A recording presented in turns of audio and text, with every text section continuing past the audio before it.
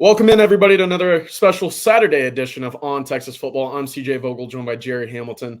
We got a lot to talk about. We're going to be focusing on the Texas offers, commitments in terms of heat maps, where they're coming from across not only the state of Texas, but the United States, kind of filling out these classes under Steve Sarkisian since his arrival in Texas. A lot to talk about in terms of where Texas is specifically hitting, where they're targeting, and where they want to kind of get into moving forward as they move into the SEC. Gerry, I want to start off with you because it feels like Texas has really had a lot of success in the state of Texas, obviously, but more specifically in the DFW region. We've talked about it in the past, how important that is, because in a way it's a melting pot for a lot of schools to step in, whether it be Oklahoma, LSU, Alabama, Georgia, Ohio State. You know, you have all the in-state schools as well that like to poach in there. Why is Texas kind of making that a priority, and how have they done it? Yeah, I think the hire of Jeff Banks coming in with Sarkisian was huge. Obviously, when Sark took the Texas job, you knew the areas he was going to target in recruiting. I mean, Jeff Banks was a massive hire. I think his first big hire, the guy that was going to come with him along with Kyle Flood, obviously, as the OC offensive line coach. But then you built out that staff, and it had a lot of Louisiana and Southeast flavor. But in the state of Texas, DFW, we don't want to kill Tom Herman here, right? But Texas really did not do a good job in DFW, and they had a lot of ground to make up, a lot of hands to shake, a lot of relationships to build back at the University of Texas when Sark was hired. And the reality is, right now, if I just drive up from Houston to I-45 and I just hang a left on I-20 on I-10 or I'm sorry, I-20, right? And I start going west, and you start at Wilmore Hutchins, which as a 2026 guy now, I don't think he's going to stay there, but he's a really talented player. You just go Lancaster, you go all the way down, all the way to North Crowley, all the way, keep going even to Aledo, right? I mean, you go down those areas, and it's the most talented area of Texas. And the reason why is it's not only great in skill, but they have big bodies on both sides of the line. I mean, that's the thing. Houston is very talented in 2025, which we'll get into. They may not have as many of the big bodies in the past classes. They do in this class in 2025 in the Houston area. But then some of those past classes, the Dallas, DFW areas just had the skill with the big bodies, top national recruits. And the main thing for Sark was they had to get in there and repair relationships quickly and immediately, because when they took the job, they were at Alabama. They knew the talent that was coming up in DFW. They knew Malik Muhammad, Anthony Hills, John Taylor, Colin Simmons. Alabama had offered all these guys. So they knew they had some ground to make up, and they've done a phenomenal job in DFW. I mean, we have the numbers, and we don't really need to dive into them, but 28 of 75 kids in Sark's 3 full classes. We throw 21 out, right? 22, 23, and 24 classes. 28 of 75 signees at the high school level have come from the DFW area. And that number is even greater, CJ, when you say, okay, 26 guys have been out of state. So remove 26 from the 75. 28 of 49 in-state players have come from DFW. So you're talking about a high number, which means Texas is getting a lot of those top guys in the state that they covet. I like what you said to begin that. You know, Texas had to get in, the staff had to get into DFW. They had to make up ground, and they needed big bodies, you know, and for a while, Texas was kind of missing out on those big guys. You look at, you know, obviously Cam Williams, DJ Campbell from that area in the 22 class. You're thinking, all right, like these are guys probably Texas doesn't land under previous cycles, but with Kyle Flood, Jeff Banks, Steve Sarkisian coming in now, you're thinking, all right, there's a little bit of a better chance now. Hey, CJ, to add to that, Cole Hudson, Neto, right? Yeah. I mean, you think about it, Trevor Gooseby, Connor Strode, large humans. They're getting those large humans, and a lot of those large humans, like you and I just talked about, they've been out of DFW. They've just not landed them successfully and consistently, and now I think we're starting to see that trend turn a little bit as a result of this class coming in. I did want to touch on the 24 class specifically. Right. Because that, to me, is a little bit interesting. I was looking at the offers and where they're coming from. Texas extended 189 offers nationally. 55 of them came within the state, so a little bit, you know, greater than a quarter, right under 30% of your total offers were from the in-state crop of talent. I divided them up into regions, and I thought it was really interesting because obviously you have your Houston guys, and you've obviously got, you know, your Dallas, East Texas, whether it be Central Texas, San Antonio, whatever. Central Texas, kind of a spot Texas hasn't necessarily hit a lot on. We're able to go into some of the talented spots in Temple, Lake Belton, even down to San Antonio. They grabbed the commitment from Freddie DuBose. Is that an area you kind of see maybe flying under the radar in recent years? I think it's interesting. They got the key guys out of Westlake for them, right? I mean, Ethan Burke, Colton Vosick, you hope he can get healthy, Connor Robertson. Right. So I think they've hit on some of those areas. Look, I mean, is Lake Travis a little down from where they have been? I mean, we could discuss that, right? Yeah. San Antonio, they offered a few guys, didn't get some of those guys. But I think it's interesting. I think that's such an evaluation area for Texas. I think because they're a national recruiting program now, you're not going to see Texas take as many guys from some certain regions. They're being very selective on the guys they take. But, I think, look, Cibolo Steele's kind of on an uptick. They're going to have some guys coming up again in future years. It's just interesting where you see the growth in Texas, right? I mean, the Austin area is boomed as far as population goes, really DFW as well. But it gets into such a discussion, CJ, which is too much for today, about, not as many kids were born in Texas, grown up in Texas. I mean, Ethan Burke wasn't really a kid from Texas, right? Or Connor Robertson. Or Connor Robertson. So even though he had a parent that went to Texas. So that's where this state's changed in finding those guys that have a genuine interest in staying in state. Everybody, I think a lot of people just think it's the same in Georgia. Everybody expects Kirby to get every guy. But it's just not going to happen. All these kids aren't from the state of Georgia that live in Atlanta. They didn't grow up with Georgia Bulldog jerseys on. These kids don't grow up with Texas and Texas A&M jerseys on as much anymore. So I think Texas is going to continue to be selective in the Syntex area. What I really like what Sark's done though is the 1 day kind of the start evaluation period where he sends the entire staff out to schools, whether that be from Waco south, right? Yep. And they hit all those schools. They shake all those hands. They make sure they know about the talent in that area and they're not missing on guys. I think it's very important for Texas to be able to land the guys that you have in your backyard, let alone the rest of the state. Otherwise, we're talking about Andrew Makuba coming home. Right. You then have a guy like him for 4 full years rather than one at the very tail 100%. End of his college career. So I love that. I also love what you mentioned. That first day on the road, they're in all of Central Texas, shaking hands, maintaining those relationships. I wanted to point out those 3 classes that Texas has had since Sarkisian's arrived, the full classes. 20 commitments from Texas in 22, 15 in 23, 12 in 24. So we're seeing a little bit of decline. And I think that's a result of Texas kind of turning the ship around in the sense that now you can go a little bit more nationally and have a little bit more inroads in those, big states that produce a lot of talent. We've talked about Florida's been a hot spot, Arizona, California. But we've yet to see, an inroads in Georgia and without, a commitment from Mississippi, there's not been a lot from there either. What's it going to take for Texas to really kind of maintain a foothold there and really become an impactful program for that deep South region? Yeah, I think Georgia is the absolute toughest state to break into right now for Texas. And the reason is, look, it's pretty simple. Georgia's been on top of the college football world, right? And still, even though they lost to Bama in the SEC title game, I don't know what the win is. Was it 36-37, 37-38, 38? It's something astronomical.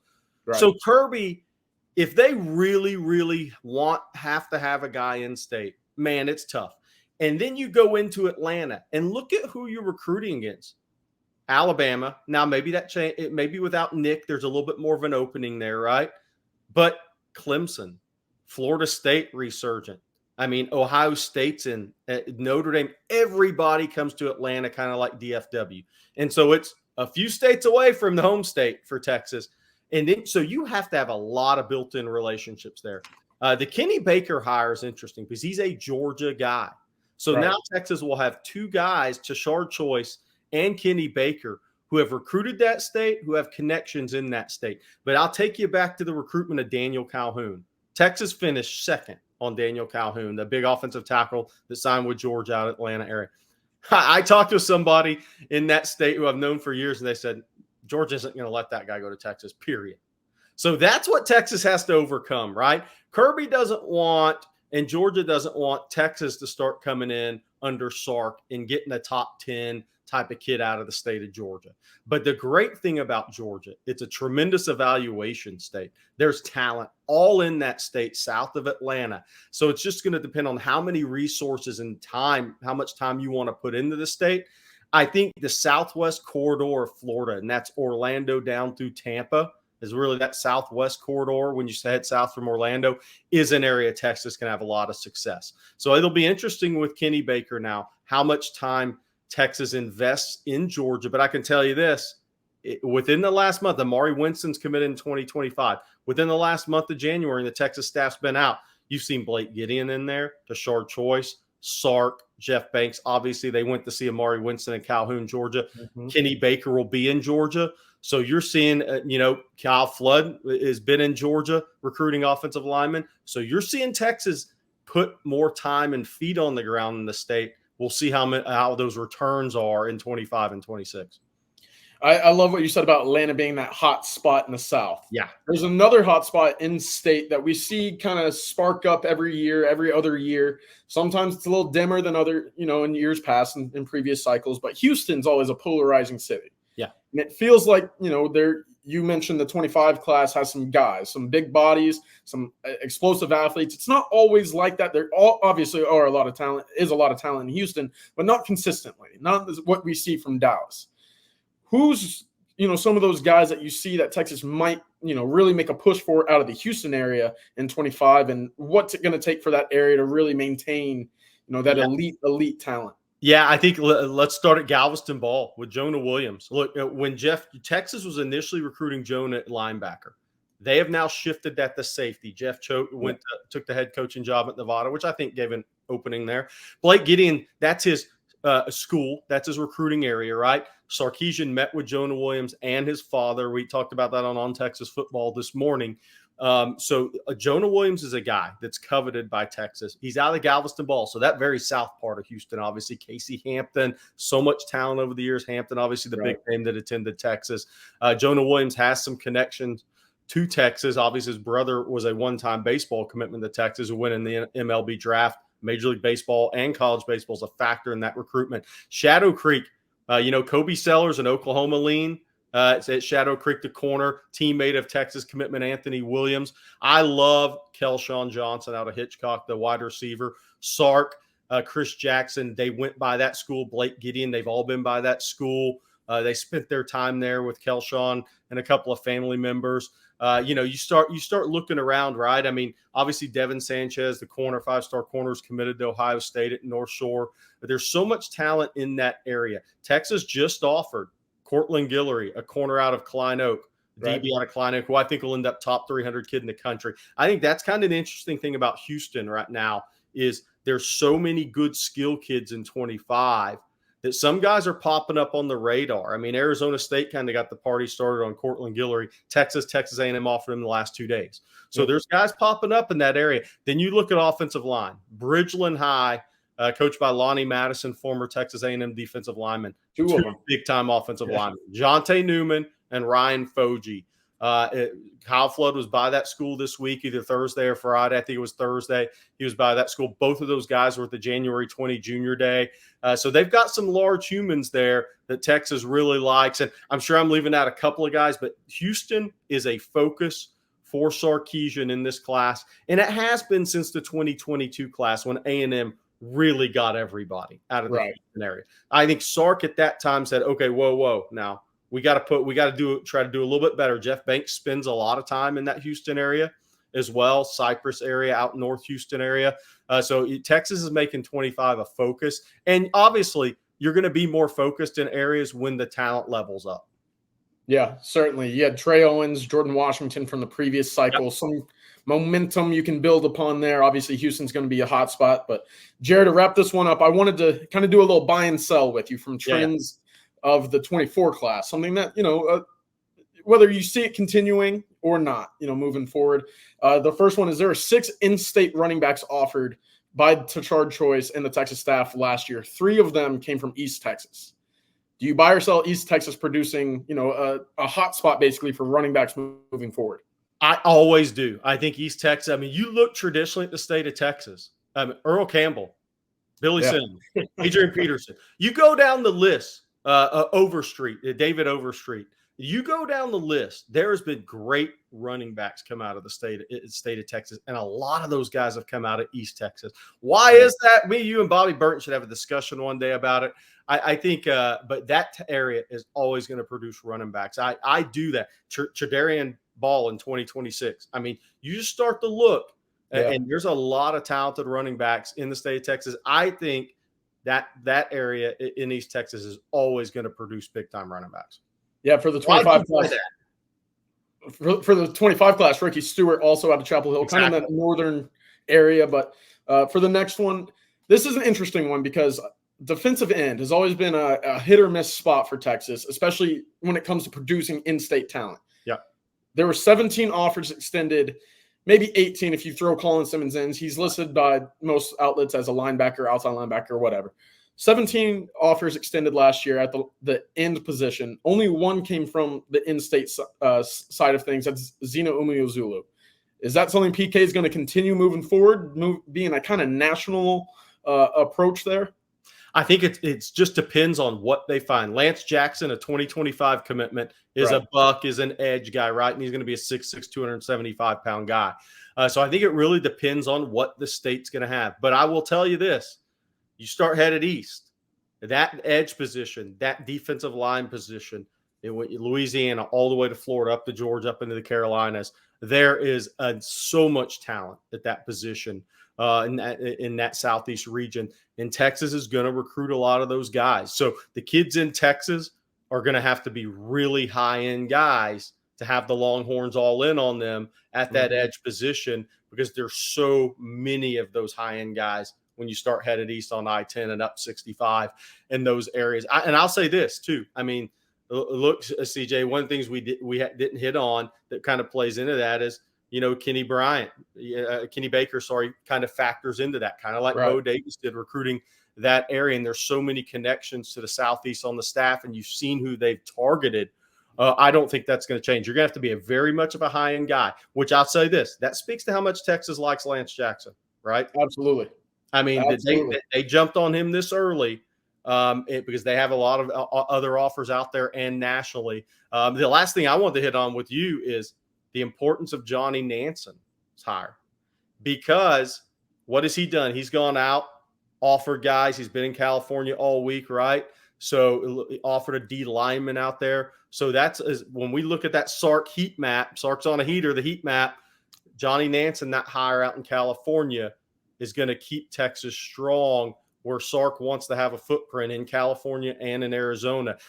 It'll be so interesting when you put out the heat map, but it's pretty much defined where Sark thinks they have to recruit at a high level to maximize this program. 100%. And then I'm right there with it. The Kenny Baker and Johnny Nanson additions will get Texas a little stronger footholds on the east and the west. Something interesting to watch. Last one for you, Jerry, and then we'll wrap things up. Blake Gideon and the Texas defensive back, kind of group has offered 8 of the 14 offers from last year on the in-state spot. Do you see that the state of Texas will produce enough talent in the defensive back room to maintain kind of that majority offer room? Yeah, I do. I think that's a strength. I think wide receiver and DB in the state of Texas is so strong every year. I think, it's interesting, 7-on-7, spread football, right? I mean, the emergence of that over the last 10, 15 years has really changed the state of I think it's why it's hard to find linebackers in Texas. Now, 2025 is a special, I think, potentially special group of linebackers in Texas. But there's been some classes where that edge position, that linebacker position, it's kind of harder to find in state. But the flip side of that is defensive back, wide receivers always loaded in Texas. And as long as the guys on the defensive back position have the combination, I think, moving forward of the height, the arm length, and the pure speed, I think is going to be so big moving forward with Texas. And that's why you see guys like Cortland Guillory, very good basketball player too. So if you go watch a kid like that, you go watch him play basketball and you evaluate him as a football player, and then you go watch the movement skills in basketball, and see the arm length, you're like, okay. So I think that's absolutely going to be the case, because there's an abundance of talent in the secondary in Texas on an annual basis. Well, good deal. That'll about wrap it up today. I mean, a lot of excitement right now with where Texas is recruiting, obviously in-state and beyond. The new additions to the staff should allow a little bit further inroads into some of those territories Texas hasn't been all that active or seen much success in the past. And plus, the move to the SEC, getting that patch on the chest is certainly going to help in the Deep South as well. So a lot to look forward to in the 25 class. Obviously, 3 of the 5 commitments right now from the out-of-state realm as well. So hot start for the Texas staff and Steve Sarkisian, but for right now, all the recruiting tips that we're going to be coming across in the next couple of weeks are going to be posted up on ontexasfootball.com. A lot going on moving forward this week. So expect a few more popping up this weekend. And that'll about do it today. I'm CJ Vogel, joined by Gerry Hamilton. Gerry, thank you for joining today. And I hope y'all enjoyed the Texas heat map version of recruiting. And we'll see y'all next time. Hook 'em.